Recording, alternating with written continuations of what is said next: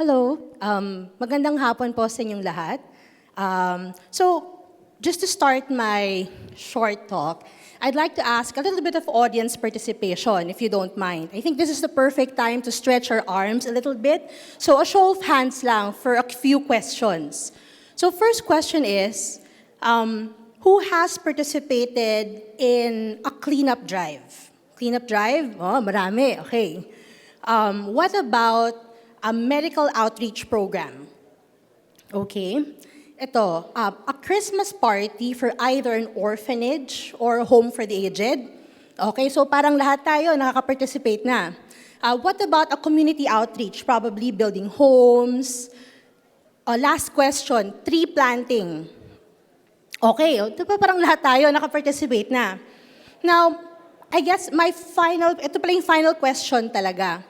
Do we feel that these CSR activities or CSR activities should be more than these one-day events? Who feels that they should be more than these?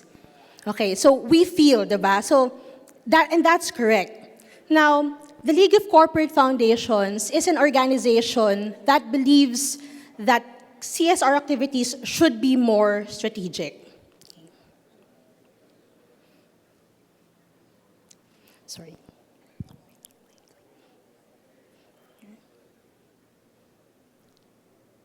Okay, so let me just introduce the League for a little bit before we go into the results of the study.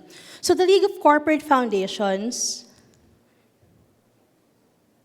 is a network of operating and grant-making corporate foundations and corporations. So earlier, our Yormes, and they mentioned something about active citizenship, they mentioned something about collaborating. And I think the whole theme of this session today is about creating action communities. So action communities is something that the League of Corporate Foundations is. It is a group of corporations, it's a group of foundations that's committed to active citizenship.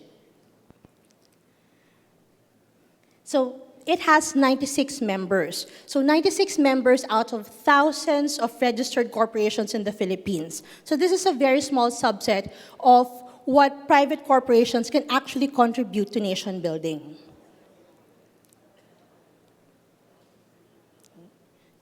Now, the vision of the League of Corporate Foundations is to be the leading network in practice-based strategic CSR with the mission to serve as a platform for CSR practitioners. So these are CSR practitioners who live day in and day out with CSR and sustainable development in their hearts. So the strategic pillars of the organization is really collective impact, practice leadership, and institutional sustainability. So the reason why these 96 organizations are working together is because they believe that individually they might be making a dent, but collectively as an organization, they would be able to create more impact for and in support of the Sustainable Development Goals. Now, the core values of the organization is service stewardship, honesty and integrity, and transparency and accountability. Now, the definition of LCF for CSR is really the continuing commitment to perform as a responsible member of society by behaving ethically and contributing to economic development. So this is not just about holding one-day events, doing cleanup drives, doing medical outreaches. So it goes beyond that. And in our succeeding slides, we'll be able to show how corporate organizations and foundations can actually help and be partners for nation building. Now, for the study that we conducted, this is something that LCF conducts annually. So why do they conduct this annually? So this is one way of ensuring and measuring that all the members are on the right track and all the members are really doing strategic CSR. So it's really focused on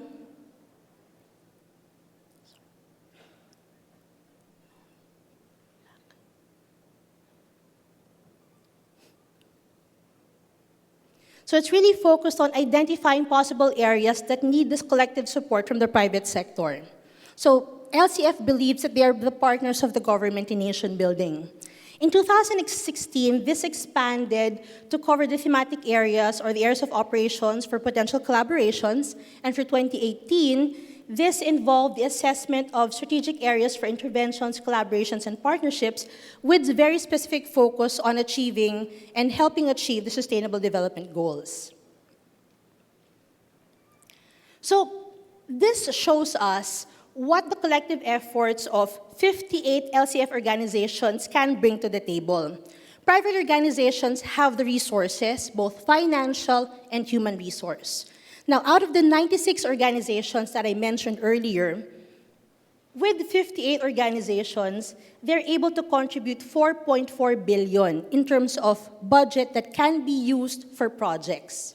Now, LCF has 5 key thematic areas. So we have education, environment, health, entrepreneurship, and arts and culture.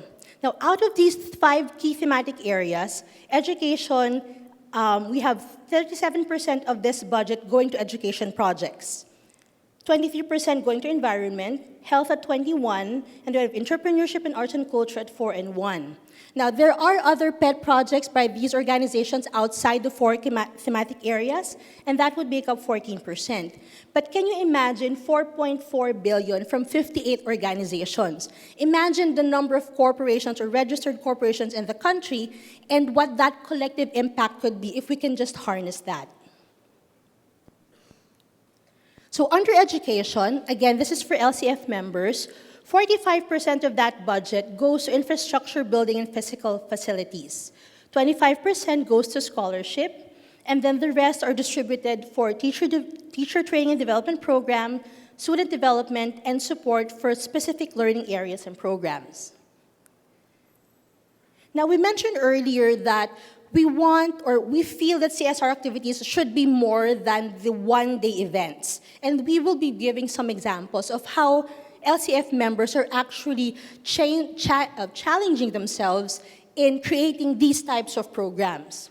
Now, for education, if you look at the map on the right side of the screen, this shows us the distribution of the different poverty clusters in the Philippines. So red would be your poorest locations or poorest regions, and the dark green would be the least poor, or we can say about probably the richest of the regions, and then the number of education programs that's being conducted.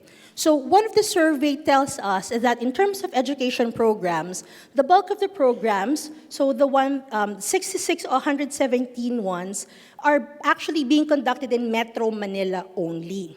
The rest of the provinces would either have 43 to 65 programs or below 42. Okay, so later we'll have a final analysis.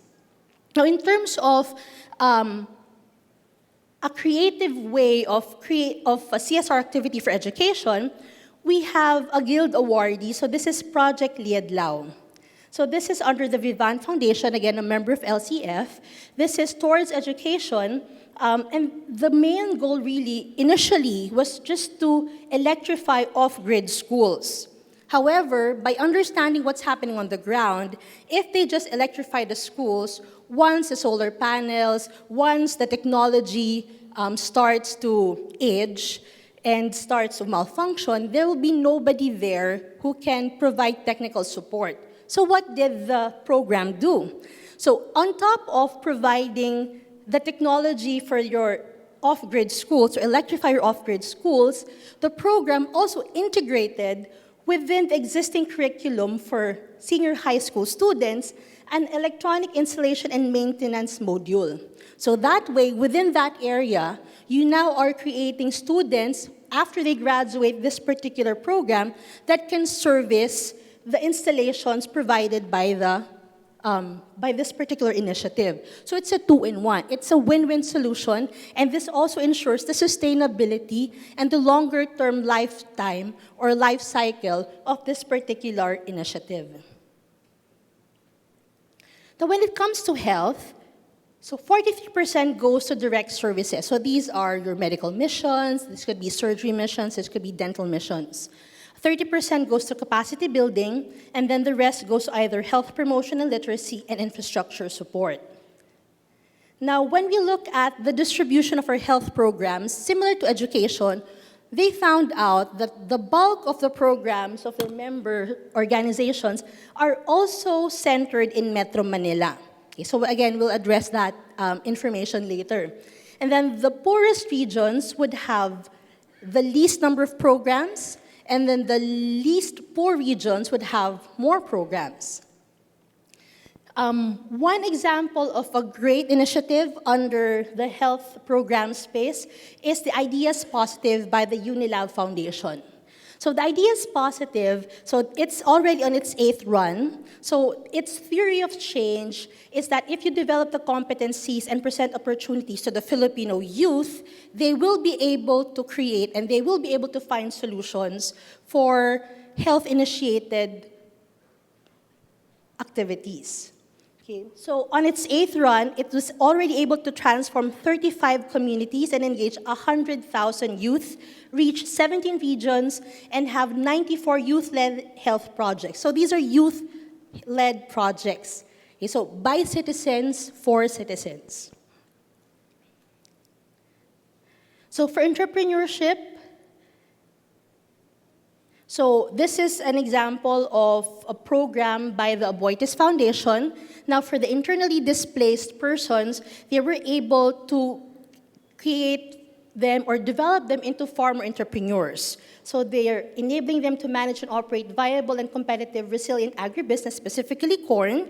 And in their first harvest, 28 tons already generated a revenue of 500,000 pesos.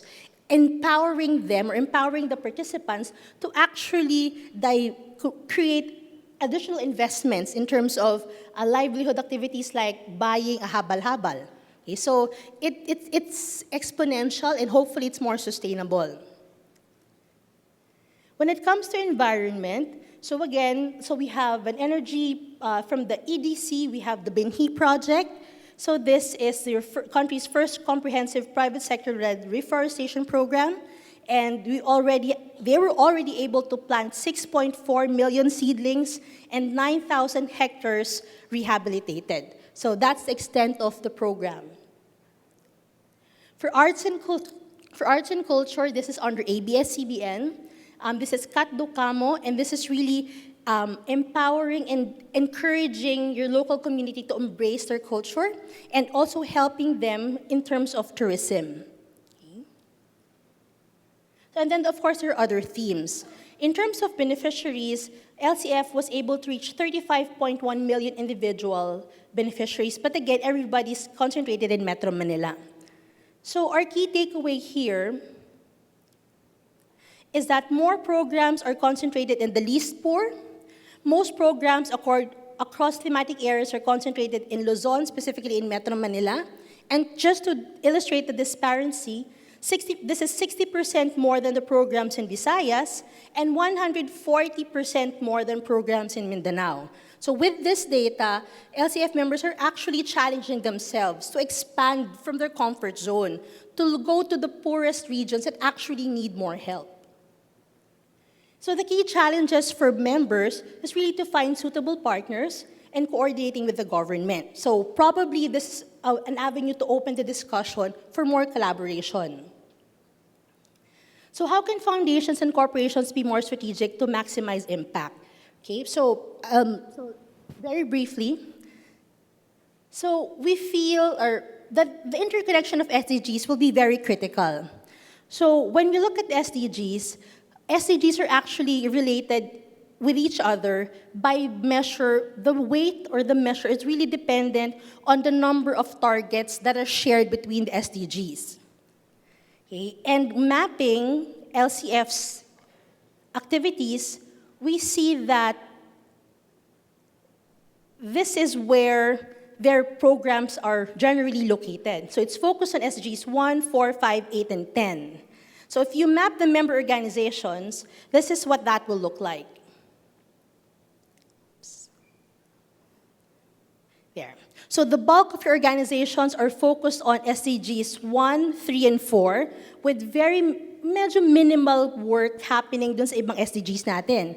And they think that by understanding how collaborations can work, they can now focus or partner up with other organizations within the members of that organization to amplify the potential impact of their initiatives. And actually, they're opening this discussion that hopefully they can also work with other organizations outside LCF to also make sure that they can work more collaboratively to ensure that the impact or the alignment to SDGs is further improved. So for LCF, understanding how to collaborate strategically where it is needed the most will amplify the collective societal impact of the communities of action we seek to build. Now, LCF is a group of private organizations. They understand their civic duty to help and to support in nation building.